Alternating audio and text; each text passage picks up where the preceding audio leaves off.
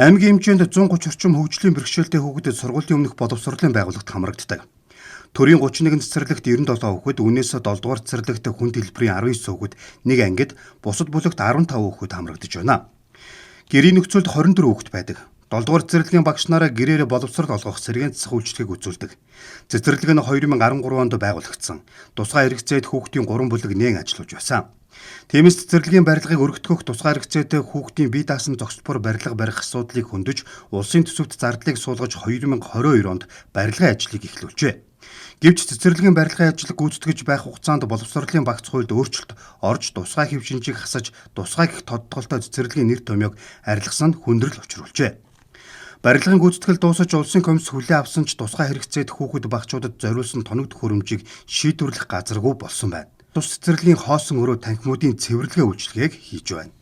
За манай барилга ерөнхийдөө бие нэг давхартай, дээшээ 1-2 давхартай, 3 бүлгийн хүчин чадалтай. За нэг бүлэгт 15-аас 20 хүүхэд гэхээр 45-аас 60 хүүхдийн хүчин чадалтай. За тэгээд үндсэн цэцэрлэг дээр 13 бүлэгтэй хөнгөн хэлбэрийн хүүхдүүдээ авна. За ингээд ерөнхийдөө Дархан аймгийнхаа хөгжлийн бэрхшээлтэй цэцэрлэгийн насны хүүхдүүдийг авахд бол бүрэн боломжтой. Гэвч одоо тэгш хамруулан сурах боловсролын бодлого соёлыг хэрэгжүүлэхийн тулд одоо хөнгөн хэлбэрийн хүүхдүүд маань бусад төрийн өмчийнхаа цэцэрлэгт хамрагдана. За эцэг гэхийн яг хүсэлтийн дагуу энэ цэцэрлэгт хамрагдах бүрэн боломжтой. За энэ цэцэрлэг маань үнэхээр том барилга бол харагдаж байгаа та бүхэнд. За энд ингээ 3 бүлэг байгаагаас гадна хамгийн гол нь нөгөө хөгжлийн бэрхшээлтэй хүүхдийн цогц хөгжлийг хангах сэргээн заслын эмчилгээ үйлчилгээнүүд хийгдэхээрээ чухал. Нэгэнт баригдсан барилгад үйл ажиллагаа эхлүүлэх, тусгай хэрэгцээд хүүхэд багчуудад сургуулийн өмнөх боловсролыг олгох зорилтын дагуу ашиглах үүднээс орон нутгаас зарим хэрэглэгдэхүүнд дэмжлэг үзүүлж эхэллээ. Дархан сумын цэцэг дарга 7 дугаар цэцэрлэгийн барилгын өргөтгөлийн гүйцэтгэлтэй танилцаж, багш ажилтнуудад зориулсан сургалтын танхимд ашигладаг ухаалаг дэлгэц 37 ширхэг сандал хүлээлгэ өглөө. Ингэснээр багш ажлын байранд хөгжих дэлгэц ашиглан хөтөлбөрөө боловсруулж бэлтгэхэд ихээхэн дэмжлэг үзүүллээ гэж цэцэрлэгийн хамт олон талархал илэрхийлсэн байна. Тус цэцэрлэг нь өөрсдөө бүтээлч санал санаачлагтай удирдлага болон баг хамт олонны хамтын ажиллагаа ингэж бол одоо өндөр түвшинд дэмжигдэж цаашлаад бол бүр салбар одоо яг хөгжлийн бэрхшээлтэй хүүхдүүдийн хэрэгцээнд сурах орчинд одоо маш тодорхой одоо түлхэж үзүүлэх юм томоохон хэмжээний өргөтгөл баригдаж байгаа нь.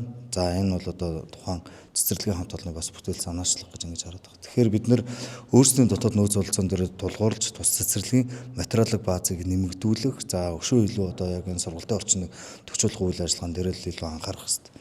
Цаашид зориултын дагуу хэлсэн ч хуульд өөрчлөлт орсонтой холбоотой төрөөс төсөв гаргаж тоног төхөөрөмж шийдвэрлэх боломжгүй. Иймд иргэн аж ахуйн нэгж байгууллагууд дэмжлэг үзүүлж шаардлагатай тоног төхөөрөмж хандуулах боломжтой юм а.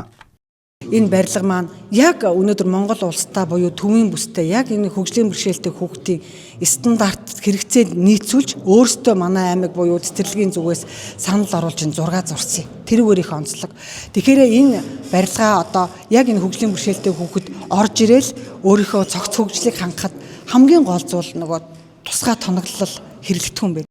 7 дугаар цэцэрлэгийн өргөтгөл нь улсын төсвийн 5.3 тэрбум төгрөгийн өртөгтэй. Усан засаалаа, хил засаалаа, хөдөлмөр засаалаа, сэтгэл засаал, гэрлэн засаал, спорт засаал, хэмнэл засаал зэрэг бүх төрлийн заслын үйлчилгээнүүд хийгдэх зорилттой өрөө танхимтай юм. Цэцэрлэг ашиглалтанд орсон тохиолдолд аймгийн хэмжээнд цэцэрлэгийн насны хөгжлийн бэрхшээлтэй хүүхдүүд бүрэн хамрагдах боломжтой юм а.